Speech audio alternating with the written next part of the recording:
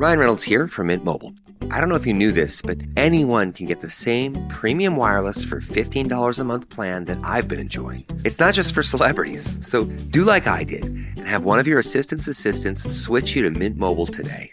I'm told it's super easy to do at mintmobile.com/switch. Upfront payment of $45 for 3-month plan, equivalent to $15 per month required. Intro rate first 3 months only, then full price plan options available. Taxes and fees extra. See full terms at mintmobile.com. Hey, Kristen, how's it tracking? With Carvana Value Tracker. What else? Oh, it's tracking. In fact, Value Surge Alert trucks up 2.5%. Vans down 1.7%. Just as predicted. Mm-hmm. So, we gonna... I don't know. Could sell, could hold. The power to always know our car's worth. Exhilarating, isn't it? Tracking. Always know your car's worth with Carvana Value Tracker.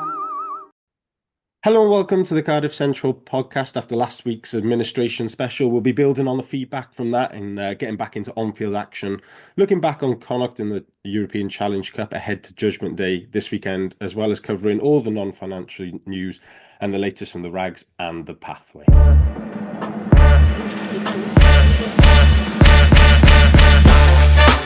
You're listening to the Cardiff Central podcast. On the panel this week, Frazier Stroud. Frazier, how are you? Yeah, good. I was glad to be on holiday all of last week. So, missed all of the shitstorm that happened. Any conspiracy theories that Fraser is Helford Capital have yet to be proven. just in case anyone asks. Was that proven or disproven? Yeah, Steve, how are you? Much better this week, actually. Had a weekend in the Brecon Beacons, completely isolated from anything related to rugby football, and feel much better for it. And Tony Esposito. Tony, how are you? Yeah, I'm good. Busy with kids off. Yeah, fun times indeed. Right, we had that podcast last week. Then obviously no normal programming. The special with Steve, Andrew Ford, and Linklater from CF10. So if you haven't listened to that yet, go and find that on YouTube or wherever you listen to your podcasts, covering all of the events up to going into administration last week, what happened in those few days, and what the future looks like for the Blue and Blacks. We had a bit of feedback on it, plenty of good stuff. So thank you for the nice comments. One or two though, including Gerald Anstey on YouTube, who left a very long comment with absolutely zero punctuation, so I've picked out a small sentence from it rather than read you the whole thing, but stating that the only thing that Alan Jones and Richard Holland have done is sit back with the rest of the board and watched Cardiff slide down into administration. It's just that's not necessarily true. I don't think that takes into account the whole situation, but Tony, you weren't on the pod. Did you think we let Jones and particularly Richard Holland, is he staying off a little bit lightly? Is there more questions to be asked about them? I think there are. I think from everything I've heard about how they've handled this situation itself, it sounds like they've done a fantastic job in making sure that everyone has secured or kept their jobs and that they were proactive in making sure that the WIU were involved from day dot and so it could be as swift as possible. I do just question the previous periods of their tenure in the roles, because I presume Dickie will go as part of the transition once everything is sort of settled down. That's generally what happens when a company gets bought out in non-sport world, so I have no reason to believe that it's different here. But yeah, I just have questions about. I think they might be getting off a bit lightly because of how they've been before, because of their performance in the last few months around getting this Halford stuff resolved pretty quickly with the WIU buyout. Steve's that fair? And also I listened to Scrum 5 pod with Abby Tierney after we did our pod last week, and I noticed that she mentioned something interesting, that she would be the one picking the CEO, the sort of new chair of the board. Is that obviously I think we don't know that Richard Holland is leaving yet, but is it fair to question his record as Cardiff CEO, and would we be confident that Tierney picking the CEO is a good thing rather than the new board? I didn't hear that that podcast with Abby, because after recording our pod, I think I just meditated for a couple of hours and tried to calm down a bit. But I think it's fair to bring up what's happened in the past with Richard Holland and the board in general, because the way this played out, as we said last week, it could have been considerably worse. So they identified the problem and found a solution, and they get credit for that. But at the same time, you probably can't cast them as heroes either. The way I'm seeing it at the moment is whatever happens, they're going to have this on their record. They're going to always be associated for what has been a complete disaster. The board have gone, Alan Jones has gone. It's slightly different for Richard Holland because he's an employee. As Tony says, I'd be surprised if he's going to be the chief executive in future. That's not any special knowledge. That's just thinking it through constructively. There's lots of reasons to want to start with a bunch of new faces. So at this time, is there any point in sort of sticking the knife in, because the knife's already in? Do you necessarily need to twist it at the moment? Probably not. But I think there's going to be an inquisition over how this has come to pass, which is going to last for a while. And the past is probably going to be dug into a bit, but at the moment, as I say, it's probably best not to twist the knife. Yeah, I think that's what my takeaway from it was as well, is that, like, especially on the pod focus generally, we tried to keep it a bit more what's going to come next and what the future looks like for Cardiff Rugby, because I think everyone can see what's happened over the last few years. Everyone's got an opinion on it. I don't think you've gained a massive amount really by sort of by sitting there, but and looking back on what was for us anyway. Obviously, the powers that be is a relative exercise for them, but I mean, this is an obvious sort of time of reflection over the past few years, really, isn't it? And I mean, I know I've got a mental list of poor decisions made by Cardiff Rugby Club that goes back to the late 1990s. And I'm sure Tony can name plenty of poor decisions he can think I got a list I've written down because I know I always forget stuff. Yeah. Oh, my memory's terrible. Yeah.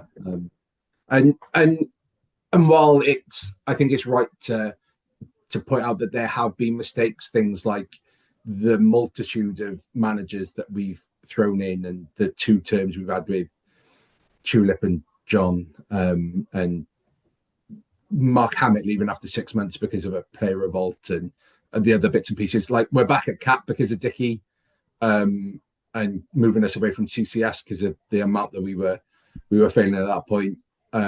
Bilbao came under his reign. Obviously, we didn't capitalize on that because of other forces like Danny leaving and Sherritt leaving, I think, because of the wage bill coming down, because I think we signed Van der Merwe from Ulster, but he didn't play for us because he went to London Irish because we decided we couldn't cover his wages because of a change in the salary cap or something.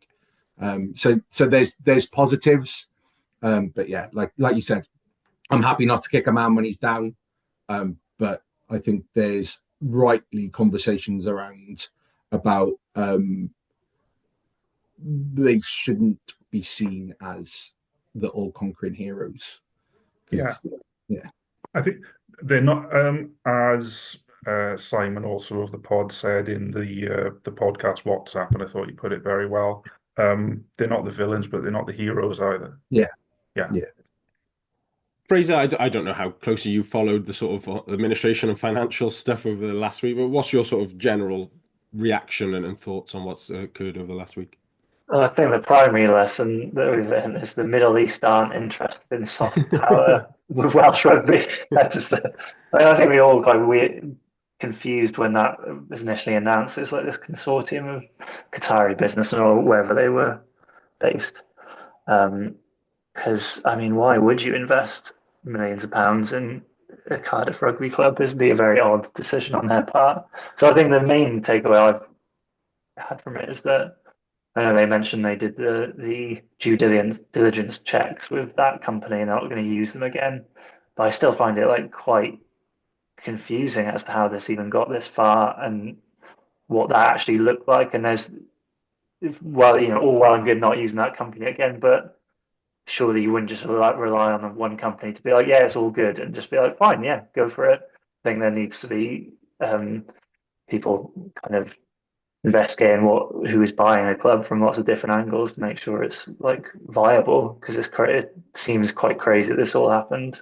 And in terms of like Holland and Jones, like, I mean, they've been through a hell of a lot of stuff in the last month. So yeah, like kicking men when they're down, I think is not the best policy, and they probably had a pretty rough time of it.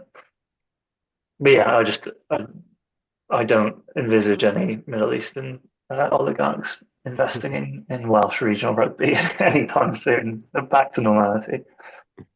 The confusion is definitely that. Chatting to some people at the Rags game on Saturday, I think confusion is generally the overwhelming like emotion at this point now, in terms of why on earth Helford was sort of getting in the first place if they weren't actually interested in ploughing any money and that sort of stuff. But I'm sure in the fullness of time that'll all come out, and over the next few weeks we'll try and concentrate on the rugby, and we'll pick this back up at the end of the season to see what's come out at that point, and how. Can we put the boot in then? Yeah, we'll start slagging in the summer. That's what it's for.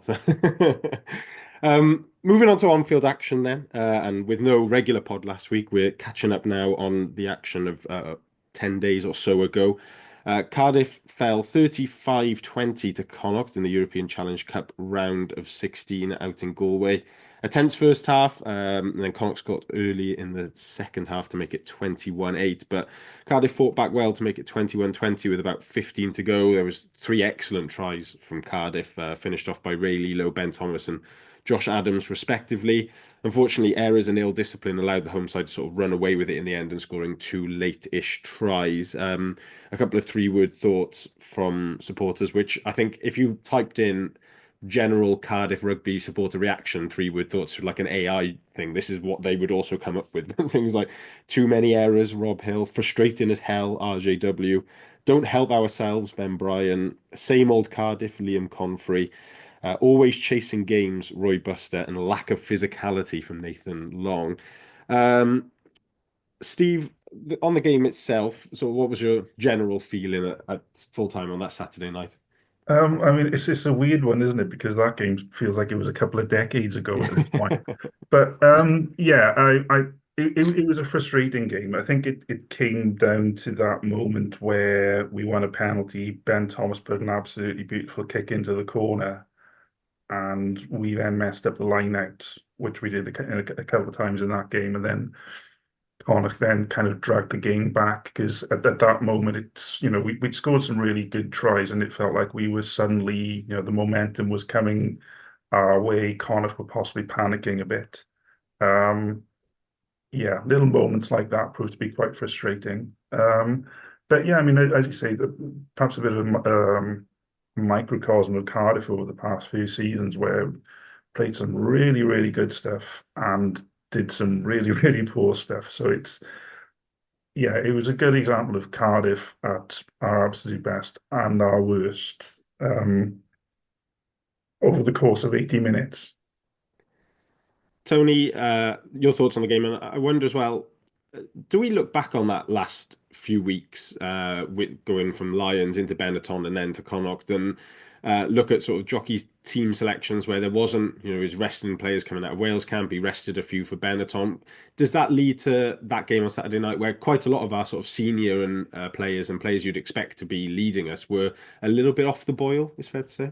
I still think we targeted the right game. I think if we're going to look at selection questions from Sherrett, it's the group games where we went slightly weaker out in France and could have maybe had this as a home tie. That would have done wonders for the coffers as well. So there's obviously a management period where our better players have been through the ringer in the Six Nations as well. But I think we've targeted the right game. We were in it. We were in that game, could have won that game. But we Cardiffed it up a bit too much and just made key errors at the wrong times. But yeah, I still rather a cup run than anything. Steve, I wonder, just with the sort of better and more experienced players there, despite them, being more the leaders in the squad, actually, if you go through guys like Belcher, Teddy Williams, James Botham, Ben Thomas, they haven't played in a lot of these sort of big one-off knockout games yet in their careers necessarily. They've sort of been involved in test games, but we haven't had a lot of success later in the season so far at Cardiff where they've been in the first team. Is that something that we need to develop? Is that something they'll learn as we try and get back there year on year? Well, one thing I do remember thinking after the game was I thought Ben Thomas was excellent, as he generally is, but I thought it was a performance with a bit of gravitas about it, if you know what I mean. He suddenly felt like not just a very good URC player, which he has been for a while. It suddenly felt like this is an international player dropping back down into URC. And I thought he played with authority. So seemed to be kind of evolving into that kind of guy you want in those big games. Over the course of this season, Teddy Williams has definitely moved in that direction. It's probably the case with our squad at the moment that we've got quite a lot of young players, quite a lot of veteran players, but we don't have that many players who are in that sweet spot. That sweet spot were in their sort of mid-20s into late 20s where they're experienced. They played in a lot of big games. They're established in the side and they're also at their peak. I think that's probably the weakness in the squad at the moment. It's that age profile. But in terms of personalities, some one positive that's come over the past couple of seasons, which obviously have been quite troubled, is I think some big personalities have emerged. Sort of people that you can build a really strong team around. So yeah, something's developing there. But I think it's more to do with the age profile rather than specific games people have played in. It'll take one win to click, and that'll be it. I think you're right. There's some really good youth players in there that or younger players that can drag us through. And you're right, the previous few years where the squad building maybe hasn't been to the levels that we've needed, or we've re-signed players that have probably hit their ceiling, and their ceiling is a bit lower than what we need it to be. Means that we've not been in a fantastic position to win those games, to give the players now the experience. I think you're spot on about Ben Thomas. He looks like a lad who has played international rugby and did it well, albeit in the difficult circumstances they had. And he's realised, I can do this. I can be that player. He's got club captain written all over him, I think.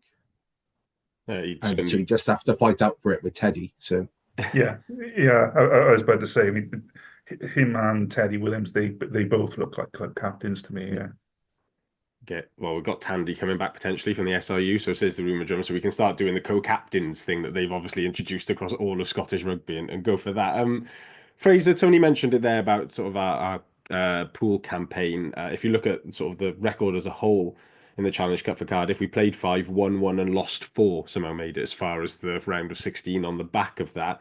There was a lot of squad rotation in the pool stage. Do we look at it as a real missed opportunity where we could have got a home knockout and had a real dig at making it to a final in Cardiff? I believe those 5 games were all against Connacht as well, weren't they? I think I don't know. Maybe I think I hoped that we would do better, and there were like quite a few games in the pool stages when we should have probably won, or if we'd had a stronger team out, we might have got the points. But also maybe I need to be a bit more realistic about where our ceiling is, and that we're still not quite there in terms of a squad to really last like the 80 minutes. Like, obviously we seem to trail off at the end and not quite grab the match, which was kind of similar last season. That happened a lot last season. It's happened a bit less this season, but I still feel that we're not quite there to like consistently have those 80-minute performances. So obviously it's disappointing to lose to Connacht again. And again, when you guys were recounting it, it's like, copy and paste from every like important match we've lost. Is like not quite getting enough, making silly errors in crucial times of the game and stuff like that. So I think it is learning, and like Tony and Steve mentioned, like the age profile, we've got the younger players who are kind of building into themselves, and the older players. And maybe next season we're going to be better suited, and hopefully we do some recruitment if if we have any money or whatever the situation of that is, that we can build on it, and just have that stability. And then maybe next year we'll be in a better position. We might have a home tie against Connacht and we wouldn't beat them. That would be great. And yeah, just on the Ben Thomas thing, I think he had that match against France where he had the worst game. Was it against France or was it Italy? I don't know. But he ostensibly looked terrible at 10 and everyone was like, why are you playing at 10? What's going on? But the way he came through that was really impressive. Like the mentality he showed to just like shrug that off and move forward. And yeah, like you guys have said, he seems to be like building that personality, and he's got the start, like he's got the talent to be quality. And if he's continue to grow in that mentality that he's got already, and yes, this is a special player, and we can build around him for the next season. Just on the squad building, Gareth on Twitter sent his now weekly question asking when we're going to sign a second row. We will do our sort of squad building at some point in the next few weeks. We're going to wait and see exactly how the next two games go and how likely we are to make a playoff at the end of the season. And we'll build from there probably sometime in between the Munster game and the South Africa talks. I think there's 1 or 2 weeks where it's back to European knockouts in that time. Moving on then from Connacht onto some news, a bit of recruitment retention rumour on an outgoing this one. Neil Fissler at Rugby Pass has reported that Worcester Warriors, who will back in the English Championship next season, are interested in signing Rory Jennings, the centre/fly half, who's I believe on a 1-year deal at Cardiff, so would be up this summer. He's made 14 appearances in all competitions, 8 starts. Fraser, come back to you. On Jennings, is he somebody who we would really like to retain, or is it sort of understandable if we perhaps moved on from him this summer? I mean, if he did move on, I wouldn't be devastated, but I think he has kind of grown into the shirt over the season, and he started off a little bit. I was questioning his ability and whether he did fit in the team. He has seemed to grow into the role and get a bit better game by game, and has definitely improved in the second half of the season. I think he's a really useful player to have in terms of his versatility. And I think in terms of next season, I think continuity is important. So I would prefer that he did remain, and you can kind of build on the team we already have, because I think too much chopping and changing, especially in the context of what's recently happened with going into administration and just like the threats and worry. I think to do too much wheeling and dealing I'd prefer not to do that. So I'd like to see him there again. I think allow him to continue to kind of understand the systems and get into the role. He's only been here this season, hasn't he? So I think I'd give him a bit more time. I think there's something in him that we should stick with, personally.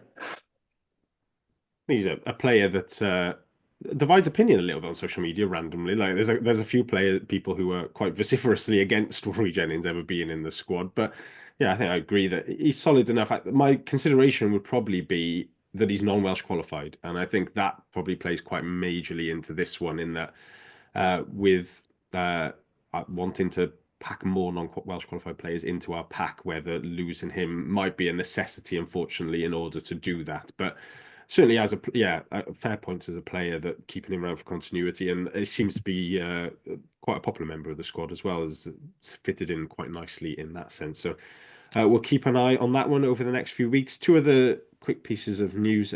Cardiff Rugby have put tickets back on sale today, Tuesday, as we're recording, following the sale of the club. So do go and buy a season ticket if you can, but if not, then certainly have a look at tickets for Munster next Friday, the 25th, the last home game of the season. They've extended the early bird offer until next Monday after Judgement Day, so take advantage of that. It'd be great to properly pat cap for that one and get behind the players in obviously the circumstances of off the field, but also what is actually a massive game on the field as well. And then I spotted an image of Will Davis-King in hospital on Instagram, just randomly appeared. He was very obviously post-op, but I've absolutely no idea what the op was on. It was not obvious what he'd had operated at all. The only thing I would say is that if you're having an operation at this point of the season, it's probably season ending. So that's probably it for Will Davis-King this year, and we'll wait to see whether we see him next year. There's one then final piece of sad news. Alan Priday, the former fullback, passed away last week. He made his debut in April 1953 against Harlequins and went on to play 410 times for Cardiff, scoring 33 tries. Before finishing in 1966, he won 2 Welsh caps away at Ireland in 1958 and at home against Ireland in 1961. He also represented the Barbarians, the RAF, and Glamorgan County. He spent his last season playing for Rubina RFC in their early years as a club, and post-playing would go on to be a committee man and secretary of Cardiff Rugby Club. Later life would be president of the former Players Association and of Cardiff Athletic Club. Steve, as our resident pod history buff, Alan Priday seems to be like a true Cardiff rugby man. Yeah, I mean, a real link with the past is gone. I mean, on a personal level, obviously I'm not quite old enough to have seen him play, but when I first started going to Cardiff back in the 1980s, he was the announcer, and I was listening to on the Cardiff Rugby Museum website. There's an oral history interview with him, and listening to that, I'm remembering hearing that voice coming out of the speakers in the South Stand. So he's always kind of been the voice of the Arms Park in my mind. And you listen to him speak. He remembers first going to a game at the Arms Park in 1945 and getting the bug then and wanting to play for Cardiff, which he then did 410 times.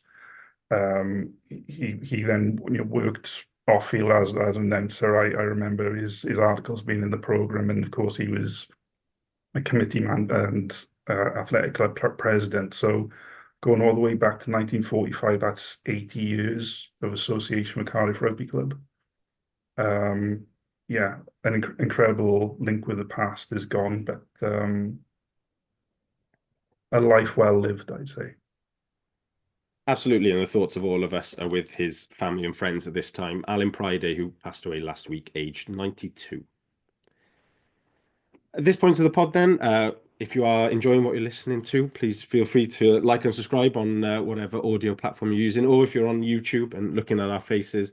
There was a comment last week that suggested me, Steve, and Andrew look like unemployed builders. I assume it wasn't Lynn who was involved in the 3 unemployed builders comment, which sparked a great deal of debate around when does an unemployed builder just become unemployed, and also what could we build? Because I am the world's least practical man. I don't know about you, Steve.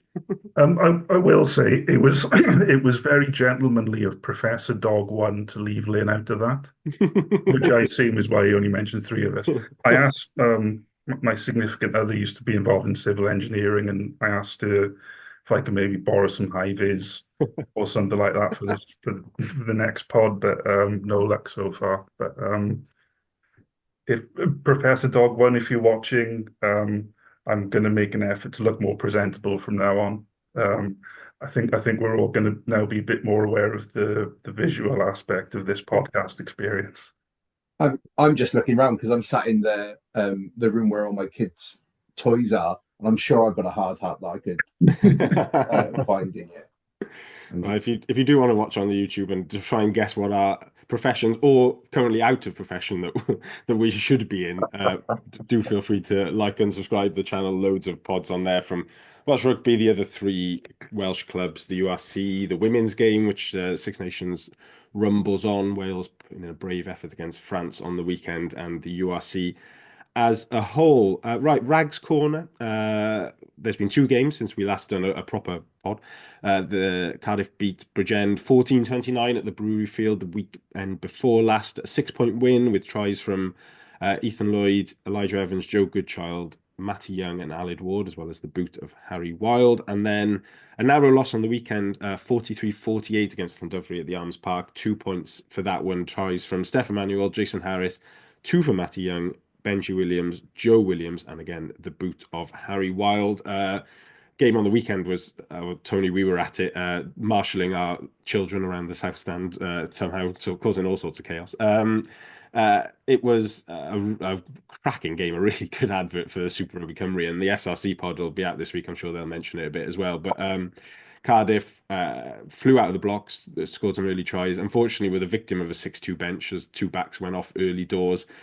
Derry Cross with a compound fracture of his finger, which sounds absolutely minging and looked pretty painful on the pitch. And Stefan There was Manuel, a lot of blood. There was a lot of blood. Stefan Manuel took a knock to the head, so he'll be going through the return to play protocols as well, which meant that Matty Young, who had a thigh problem, and Tom Bowen, who had a very heavily taped up ankle, were hobbling around for the best part of a half there. So just think legs ran out of them in the end. But a fantastic 70-meter interception try from back rower Benji Williams to steal a losing bonus point, having Harry Wild having kicked a penalty to deny Llandovery the extra super duper bonus point moments before. Were you at Bridgend as well, Tony?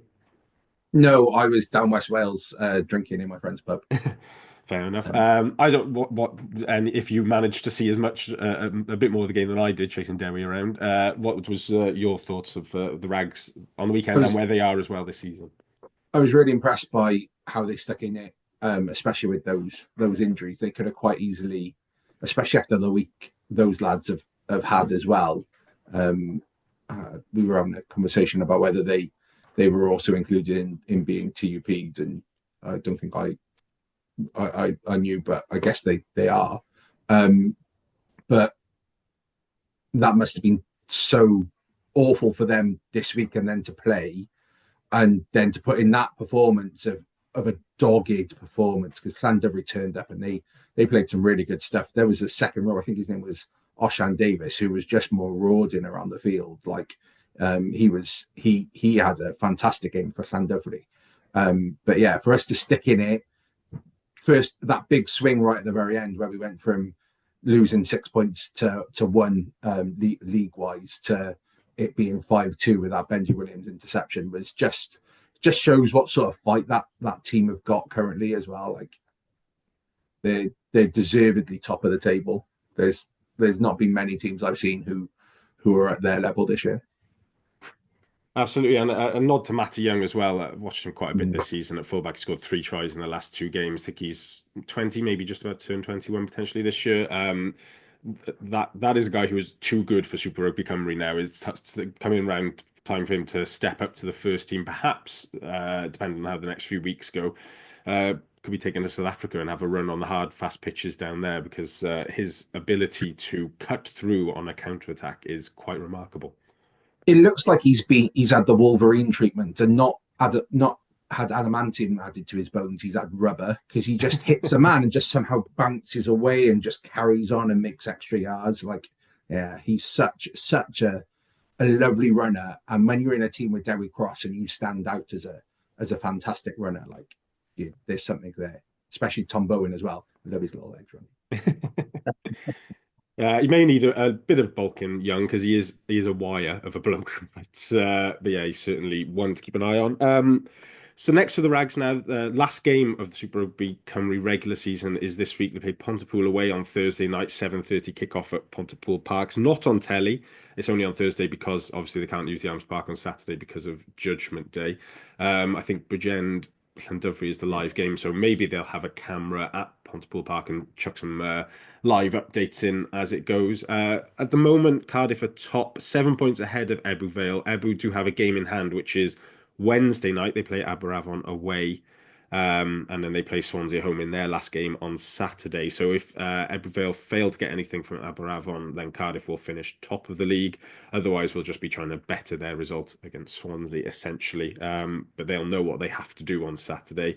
We do have a better points difference by 48 points at the moment, which could prove significant. Doesn't actually matter, of course, because it's all playoffs and stuff at the end of the season. I think we're guaranteed top 2 now, so we'll have a home quarter and a home semi. No idea what it means for the final, whether that's a neutral venue or not, but yeah, it's all good stuff for the Rags at the moment. A bit of other pathway news then. There's been quite a lot of national age grade action over the last few weeks. The under-18s are playing in the under-18 Six Nations Festival in France. They've beaten Ireland 32-24, with Cardiff players Dylan Barrett, Tom Howe, Alfie Prigodzic, Bailey Cutts, and Reece Cummings all involved. Tom Howe's crossed for a try, and it's worth having a look at Reece Cummings' 50-22 on the YouTube watch back of the game. It's a hell of a boot that he's got on him. Absolutely sticks it right down the other end of the pitch.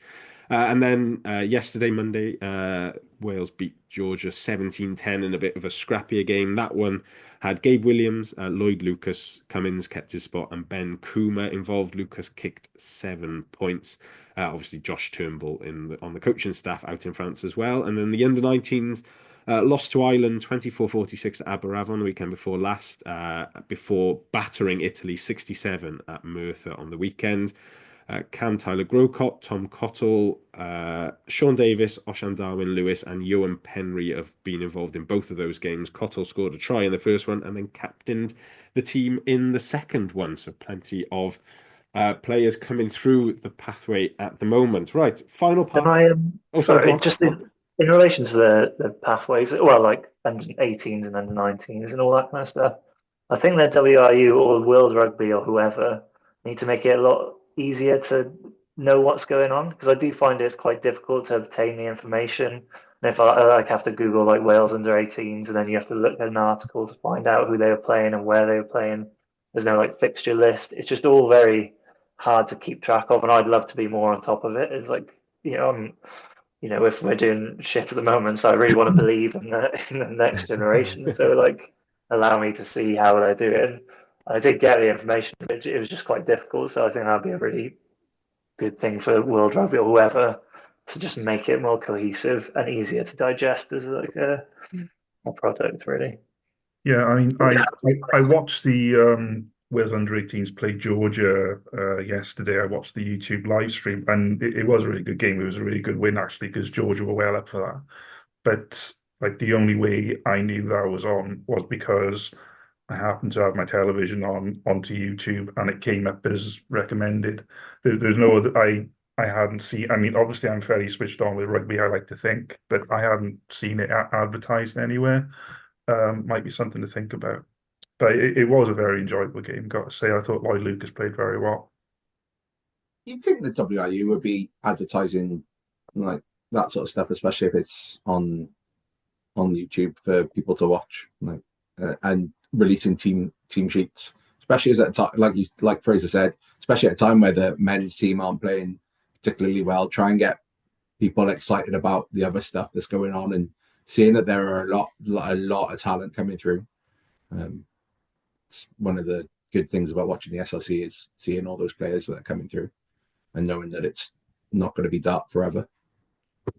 Yeah, I think for the 18s, there has been a team sheet and there has been like a match report, but it's been very much like, here's the team sheet, by the way, the game's tomorrow, and here's the match report, by the way, you can't actually watch it if you like. We're not linking you to watch it anyway, you have to find it yourself. So yeah, they also have obviously not sent a media guy out to France with the men's under 18s team by the looks of it. There's no coverage from the camp there at all, which is a bit odd. And then the 19s games, the only way I've seen them is they've been advertised by the host club. So Aberavon and Merthyr have there been any highlights from the under-19s games put up anywhere? They tweeted a video from the game against Merthyr against Italy on the weekend. It was recorded by somebody on their Nokia 3210, I would suggest, stood in the corner flag of the Wern, and you can't really get any sort of sense like what's going on in the game. It was more of like almost like a compilation package of some moments of the game rather than highlights as such. But no, I know that they are. There's like Cardiff are the same a bit with like the under 16s. They're quite guarded on giving out too much information a bit, so they don't have people coming in and poaching players, and particularly English people looking over the bridge there. But yeah, there's must be a better balance to be struck between sort of hiding them away entirely and not allowing people to be poached, and also for these players to sort of be exposed to media type stuff as well, doing interviews and that sort of thing. Yeah, something to think about for them, certainly. Right, final part of the pod then, Judgement Day this weekend. Before we get into the game itself, we had a question from Nathan on Twitter who asked, with the potential for a poor turnout at Judgement Day with a rumoured only 20,000 tickets sold so far, is there a case for moving it to the start of the season when all four clubs have something to play for? From my understanding, this is the last year of the current Judgement Day deal. So Whether that is part of the new PRA or whether they discuss that separately, I don't know. I don't know if I'll just chuck it open to the floor, really. I don't know if anyone's got any strong opinions on Judgment Day as a thing. I know personally I don't go. I'm not particularly interested in going to the Millennium Stadium to watch it, but it certainly would strike me that if they're going to continue it, then October is the more ideal time. Don't all jump in on Yeah. that. No, I think I agree that the timing is odd because the seasons. No, I mean we've still all got a little bit. Well, not all of us, the Dragons obviously not, but there's still something to play for with most of the teams, which is good. So you know, there's something hanging on, I suppose. But I think as like it's not really a celebration, and then we've got another 3 or 2 games after that. It's a bit like an odd because it's presented as this big celebration of Welsh rugby, and I think if you did it at the start of the season, like you're mentioning, it would make a lot more sense, and I think it would kind of invigorate people and gives you something to look forward to. See how your team's going to start off the season. Because I don't think it's anything wrong with it. It brings in a fair bit of money if it sells a few more tickets, I guess. But even 20,000 is pretty decent bit of money. And yeah, I think hopefully if the teams are on a more solid footing moving forward and we're more contention than we are, then it'll increase the interest as well. But yeah, I think the start of the season would be a good switch to Yeah, reinvigorate. I've never been a fan of it and as an event personally. It has been running for quite a long time in basically the same slot in the season, and you would think that because it's been running for so long in the same sort of place that by now it would be established as a must-go-to event, and I don't think it's really done that. So you sort of wonder whether that's a brand, the Judgment Day brand is one worth continuing with. My own feeling has always been that if you're kind of losing a derby game from your home ground, then you're losing one of the games which really, as long as it's scheduled sensibly, will always get a good crowd anyway. So you're losing that. And I've always thought if you want to boost the crowd by using the stadium factor, why not use games that maybe wouldn't sell well anyway?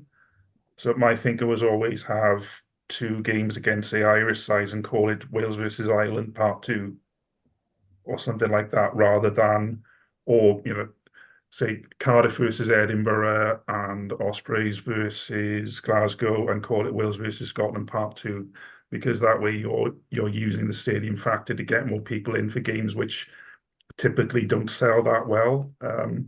It seems a little bit of a waste to me to use the stadium factor for games which really should sell well anyway. So I've always been dubious about it. Maybe changing in the calendar would work. I don't know. Yeah. That's not something that I've really heard before. Oh, sorry. I was just going to say, Steve, that's not something I've really heard before, that suggestion, but it's like sounds really good. That would invigorate me to go more if we weren't playing one of the Welsh teams, because I think part of the reason why ticket sales are so bad is I think this is the first year in a while that 3 out of the 4 teams have got something to play for. So it just you just drive interest out of it, and then at the end of the season we've got 1 home game left that we can sell, which is the week after. So maybe we get a bit of a boost, but having it earlier in the season or linking it with something else, then because invariably it's there to try and sell tickets, right? And it's not doing that job. Yeah, absolutely. I think certainly if you put it earlier in the season, there's at least logic there in terms of if you put it, say, the 3rd week of October, you've got your Wales players who are back, who've played in the summer, they're back involved. It's a sort of a warm-up for them almost ahead of the autumn internationals, playing a big game at the stadium.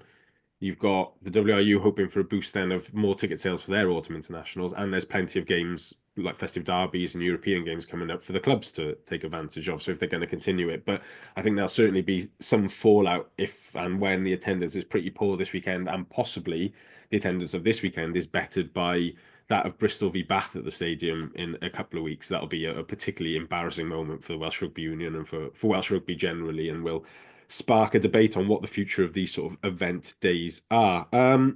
So the game itself then, Cardiff, the away team in Cardiff on Saturday against the Ospreys. It's 3 o'clock kickoff at the Millennium Stadium. If you can't make it to the ground, then it's on Scrum 5 Live. A bit of team news. Cardiff will be without still the likes of Ed Byrne, Will Davis-King as mentioned, Jacob Beetham, Theo Cabango, Ewan Stevens, Mason Grady, Rhys Barrett, and Stefan Manuel, of course, will be in the head injury assessment protocol. It seems possible that Ray Lilo will not be available this weekend either. He picked up a knock against Connacht and managed it for most of the game, but he hasn't been seen in any of the training footage they've put out from the last 2 weeks. So whether he's just being very carefully managed or whether he's actually injured remains to be seen. But Josh McNally is also almost certainly unavailable. He, as part of his release from the RAF, as part of their elite sportsperson program, still has to play twice for the RAF against the Army and the Navy during the season, and the game against the Navy is this Saturday at Kingsholm. The only player who is available, and a bit of good news, is that Callum Brayley's back from the dead. I thought he'd left. Like the man with the best try to minutes ratio in Cardiff rugby history at the moment is still there in training, but I think it's probably unlikely to play again with Ellis Bevan, Johan Mulder, and Aled Davis still hanging around. The game itself, Cardiff obviously drew with 13-all with the Ospreys against New Year's Day earlier in the season. We lost 29-33 the last Judgement Day at Cardiff City Stadium last year. Since the start of the 2016-17 season, there's been 17 games. Cardiff have won 4, lost 12, and drawn 1. But the only sort of good bit of stat in that is that of our 4 wins, 3 of them have come in this spring-summer slot where we tend to play the Ospreys once in the middle of winter and once later in the season. It seems to benefit us a bit more with the drier weather and harder pitches versus slogging it around the brewery field in a swamp. Ospreys lost to Lyon last week to get knocked out of the European Challenge Cup at the quarter-final phase. Shock to all involved that the Ospreys have lost another quarter-final.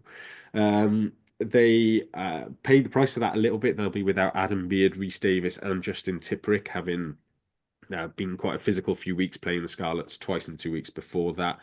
In terms of the table, Cardiff are 9th with 36 points. Ospreys are 12th with 33. There's 12 points between 5th and 15th at the moment, making that race for the playoffs very exciting indeed. On the game itself, Fraser, coming to you, is it a game that sort of might define how successful this season is for Cardiff when people have that sort of recency bias at the end of the season of looking at games that have just happened?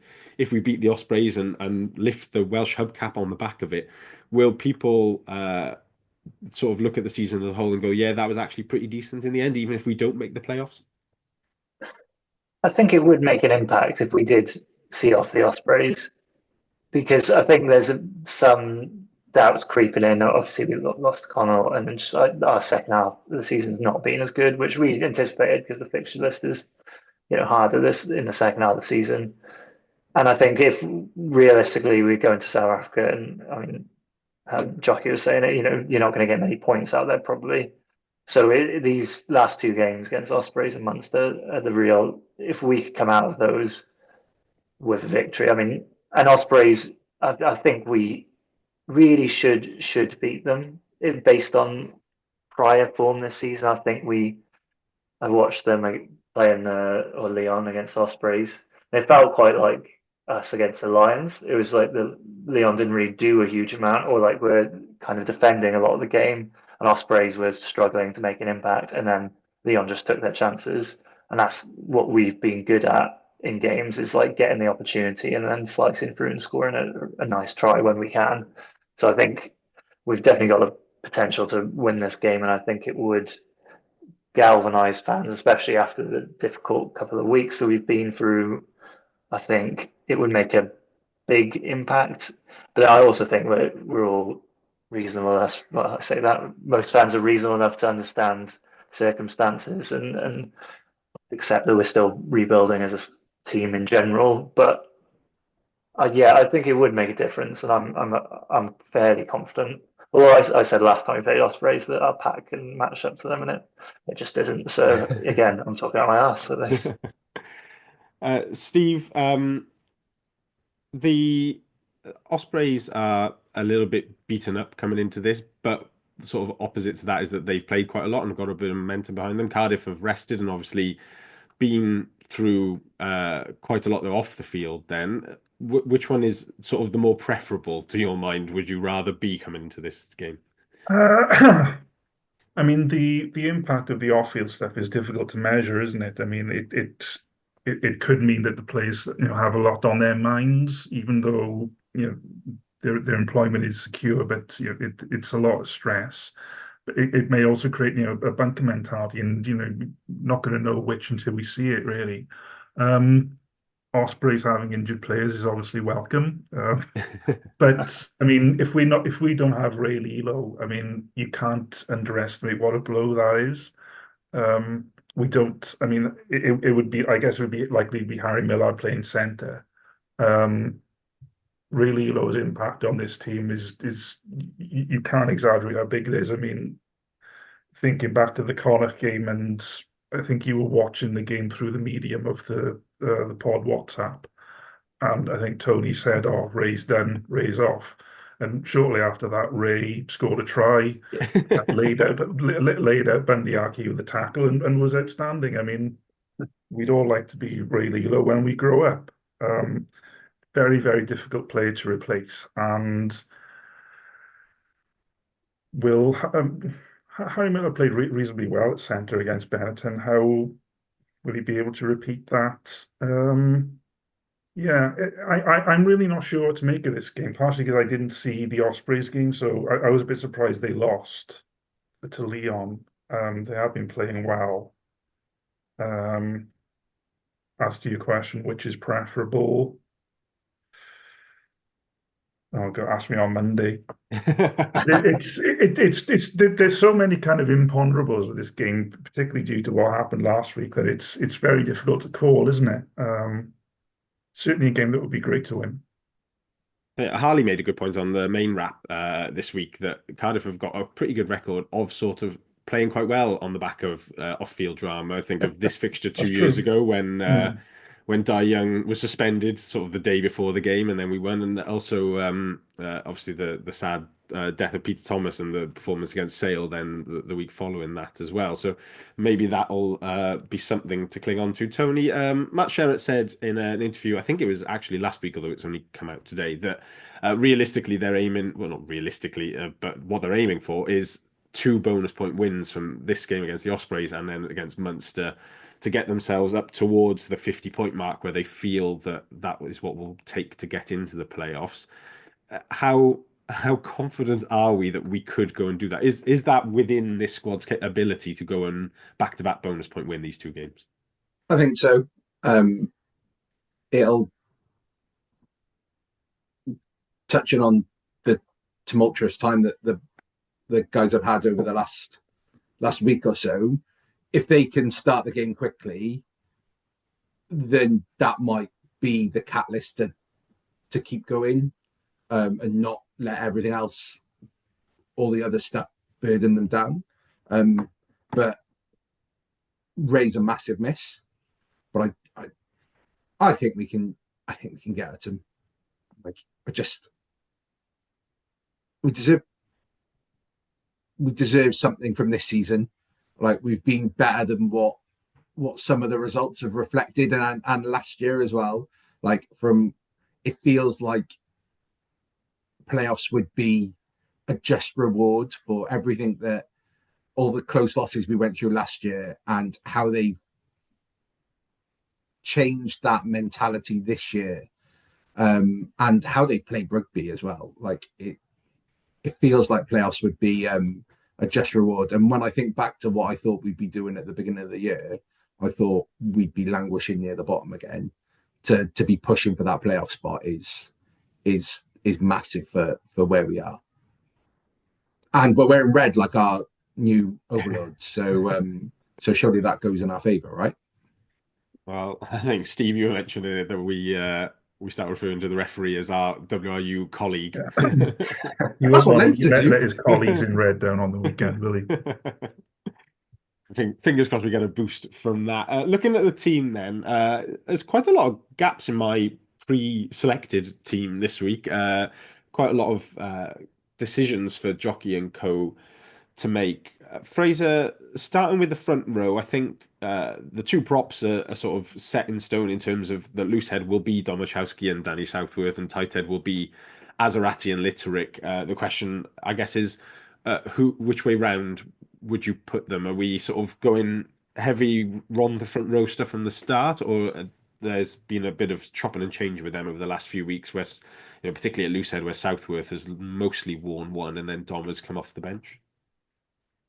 I think yeah, maybe have the Ron the boys come off the bench and hold firm, because I think Ospreys are going to be strong in the set piece throughout the game. They were against Leon, and they look good in the scrum, and I think we're going to need a consistently competitive scrum throughout the match. So I'd maybe start Litterick and Southworth, and have Domachowski and Azarati to come on the 45-minute, 50-minute mark to push back if it's struggling, or maintain a competitive level against quite a strong pack.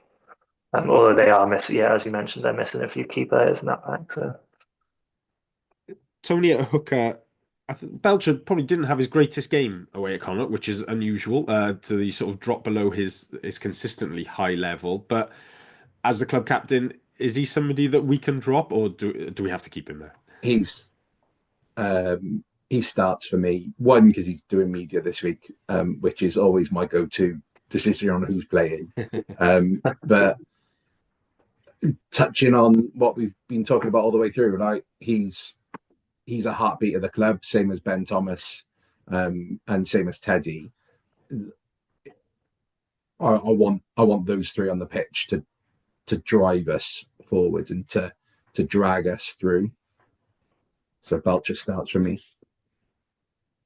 Steve at second row then, I've got Teddy in, but looks like McNally is not going to be there. So you've got Seb Davis, Rory Thornton, Ben Donnell, and I'll chuck Mackenzie Martin in there, although having watched him for the first time in the second row for the Rags on Saturday, he's playing as an 8 and just scrummaging in the second row.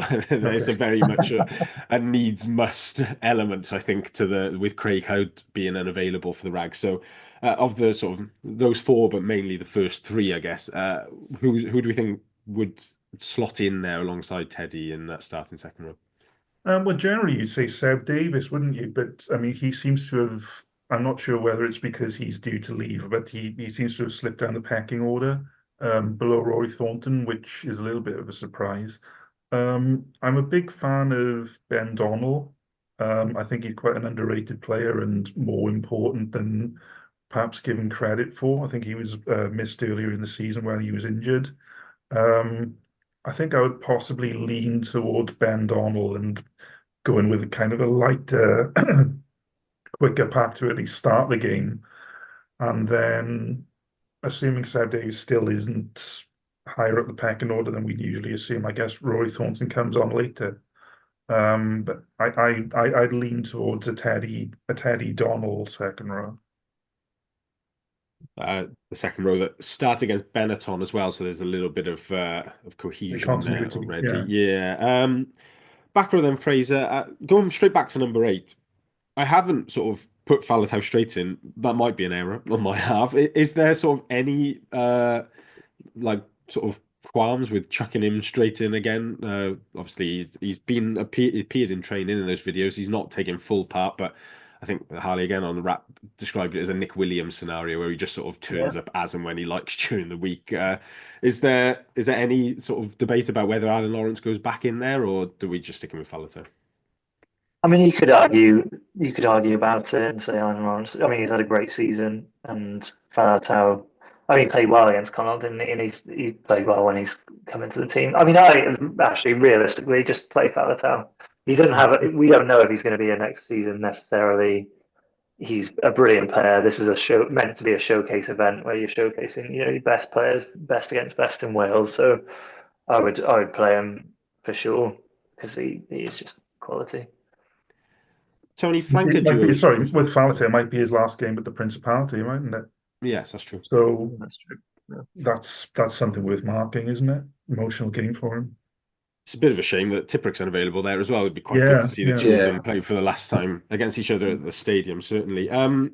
Tony, flanker-wise then, particularly open side, I feel like if you polled Cardiff fans, the general feeling would be that Thomas Young is our best open side. But with him leaving at the end of the season, maybe similar to a Seb thing, or maybe there's something else. We just haven't seen much of him recently, the last few weeks. Is this another game where Jockey maybe goes a bit more physical and puts a man or a Botham or a Dan Thomas there? Or is this, I'm thinking of particularly that game 2 years ago, is this sort of a Thomas Young fixture where he really likes playing against the Ospreys?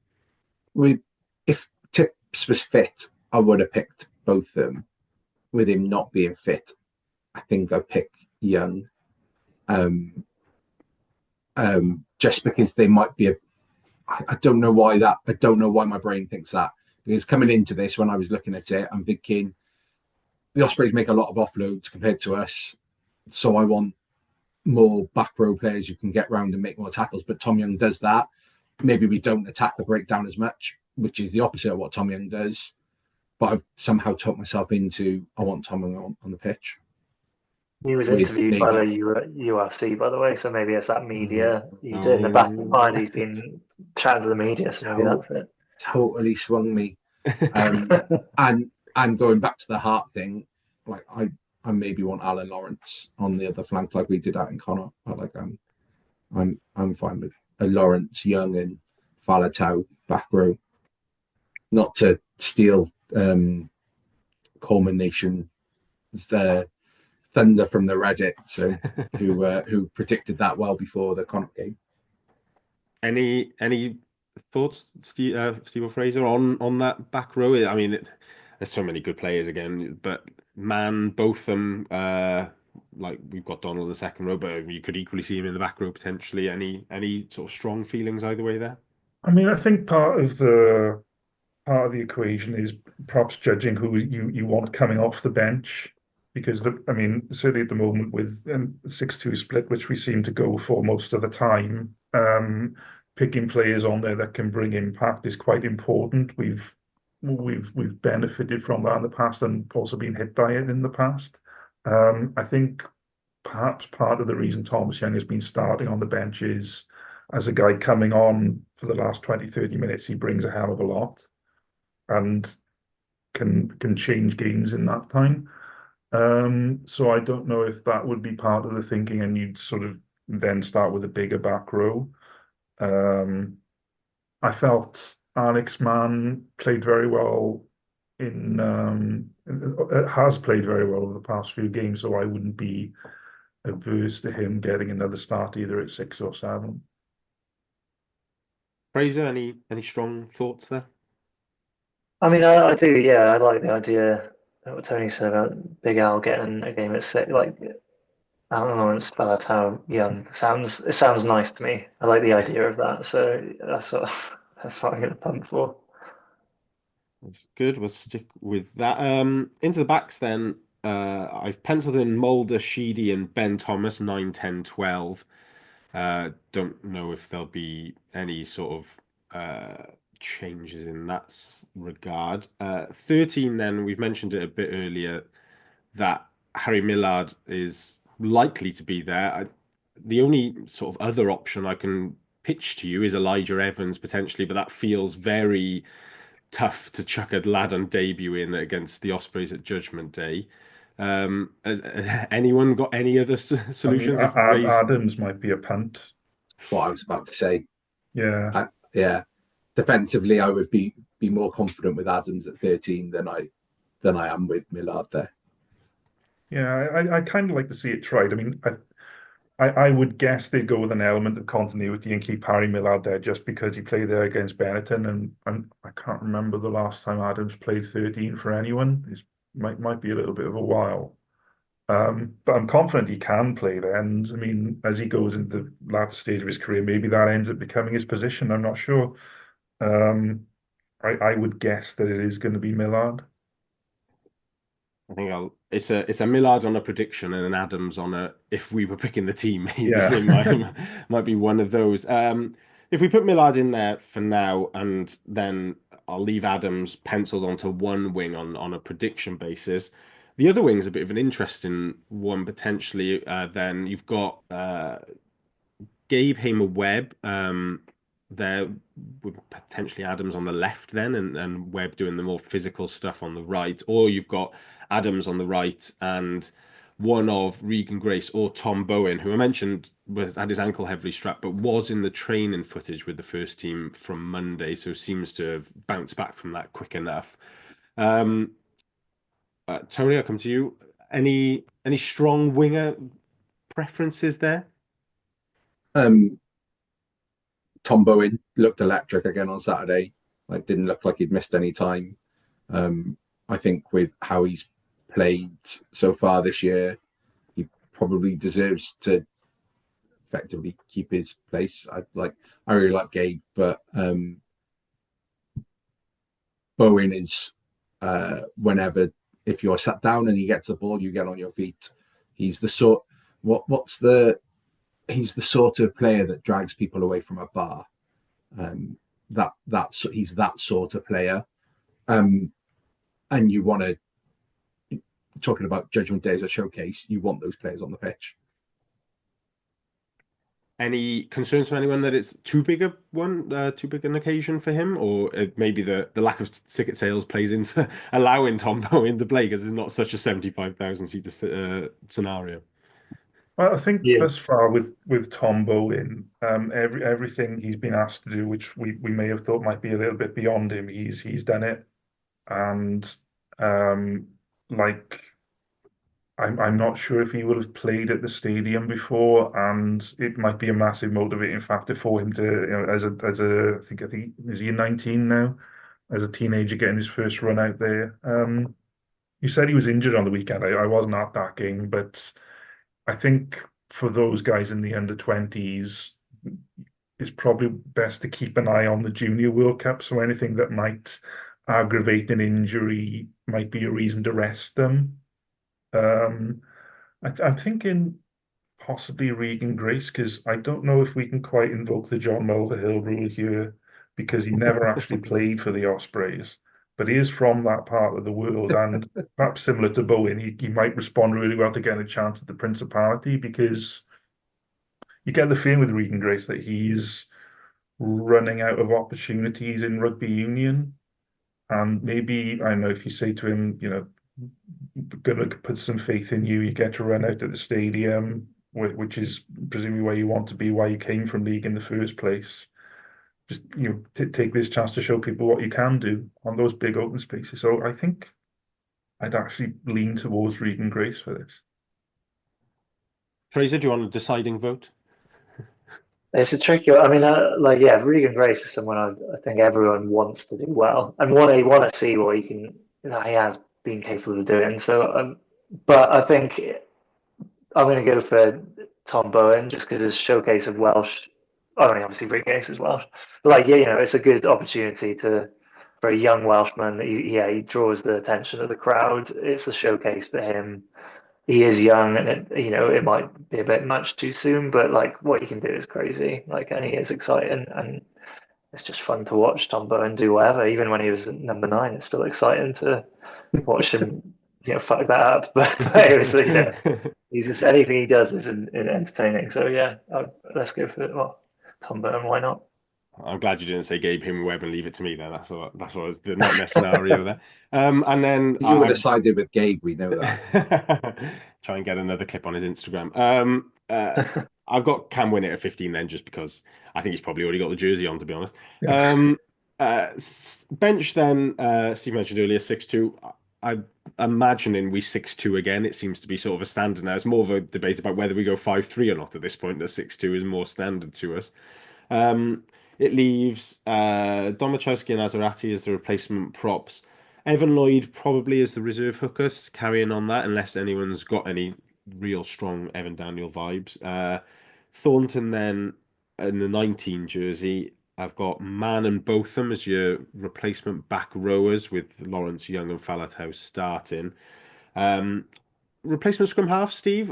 Davis versus Bevan. Any sort of strong feelings there? I feel like when Bevan played against Benetton, he played like a guy who's been really desperate to get out on the field and prove a point. And I imagine he'd give us the same again on Saturday. So yeah, I would expect him to be in the 23. So that's Bevan in 22 jersey, and then there's a couple of options for 23. Obviously, Grace, as we've mentioned, to be, but I think if we're doing a prediction, it probably will just be Rory Jennings again, because that seems to be the way that that Jockey's going with it at the moment. That Jennings just is the outside back cover no matter what, essentially. So that's it would be quite nice to see to be get a final run out like at the stadium, wouldn't it? Because he's been a great servant for us, and it'd be lovely to think that we could win a game with a Tinas to be a drop goal in the dying minute or something, and give We us got a Munster next legendary week for that. moment. Oh yeah, I'll take that one too. Yeah. Either that, or we can do it out in South Africa in the last minute of the South African game for us to get into the playoffs. But maybe that's the story. I suspect he'll be hoping to go back and do it next year for the Dragons then as well. So that's our 23 then. So from 1 to 23, Danny Southworth, Liam Belcher, Rhys Litterick, Ben Donald, Teddy Williams, Alan Lawrence, Thomas Young, and Talupe Falatau. Johan Mulder, Callum Sheedy, Tom Bowen, Ben Thomas, Harry Millard, Josh Adams, Cam Winnett, Evan Lloyd, Corey Domachowski, Kieran Azarati, Rory Thornton, Alex Mann, Ellis Bevan, James Botham, Ellis Bevan, and then Rory Jennings. Pretty strong team there. Anyone think that can't get the job done, or are we all happy that that's a pretty strong team for the game that will be? I'm good enough to win, so we'll have to see more. Good stuff. Right, thank you there, gents. We'll leave that there then for this week. Next week on the pod, pure rugby, hopefully less off-field news the better. Looking back on Judgement Day, looking ahead to that game against Munster. We'll have the Rags and review their regular season in the SRC as well. Maybe some squad announcements with that Munster game being the last one of the season as well. They tend to get a few announcements out before saying goodbye to people at the Arms Park on that last one. But thank you, gents, for joining me. Thank you very much for listening, and we'll catch you next week.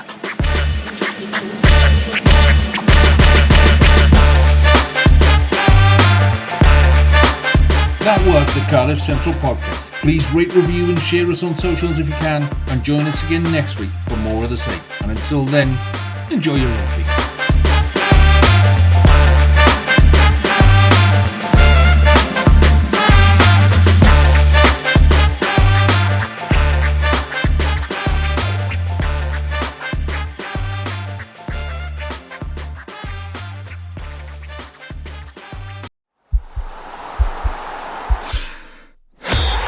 Podcast is part of the Sports Social Podcast Network.